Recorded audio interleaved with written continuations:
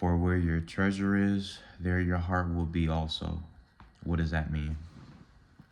I don't remember what verse it was, honestly, or where I seen it, but for where your treasure is, there your heart will be also. That makes a lot of sense.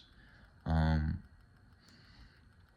the Bible, it talks a lot about God giving people up to a reprobated mind, people up to their sinful desires and revelations. What's going to happen? Of course, the end of the world. I made a video on Iran and Israel. So, you know, we know what's unfolding. We need to be rooted in the word because God already knows what happened. He's putting us on game. You know what I mean? So I encourage you to read Revelations, especially in the end times. But it says that there be a great deception. When does Jesus come? After, at the end, the second. The first is going to be the Antichrist. What does Satan do? Disguise himself as an angel of light. What does Satan come as? Everything you've ever wanted, all of your dreams, all of your everything. So, for where your treasure is, there your heart will be also. It's tough. Jesus said that many of them will be led astray. Many, even the elect, if possible. I don't know if it said if it will or if possible. I think it was if possible, the elect. So that's why we need to be focusing on Jesus, not what he can provide. Because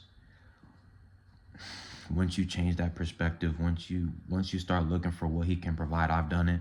You know what I mean? Looking for what he can provide instead of who he is, what he's done for us, and why we serve him can lead for the enemy to come in, and it's very serious. And these people, what's the saying? Many are called, few are chosen, man. Like it's sad, but people allow their sinful desires to run their life and what did Jesus do? Jesus come to do to free the slave, to free the bondage. He tells us not to return to our vomit, things that we've been freed from. And, you know, I've done it too. But I'm just saying, like, we need to be making sure, we need to be constantly self-evaluating. I think that's in the Bible as well. Constantly self-evaluating ourselves, our intentions, because that's big.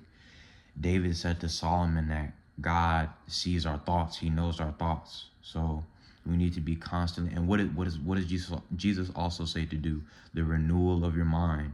We need to be renewing our mind, filling our bodies with the word, staying away from sin. And we need to be thanking Jesus and thanking him for what we've done. Like what I used to do is I used to just come and pray to him when I need something. He's not a genie. You know what I mean? And of course, that is going to get me to lean away from him. Like I was treating him like a genie, praying to him for things, and when he wouldn't do it, I'd get upset, not knowing that maybe he's not giving me something because he knows it's going to harm me. Maybe he told me to wait. You know what I mean? So, for where your treasure is, there your heart will be also. We need to remember that. I need to remember that, because the days that are coming are going to get very dark, and the only person that can save us, that can sustain us until the end, he who endures until the end shall be saved. The only person that can save us and constantly be with us and protect us is Jesus. So we need to make sure that we're following him for the correct intentions, for the correct purpose, which is for salvation, to tend to his sheep. If you love me, tend to my sheep. If you love me, keep my commandments. So, God bless you.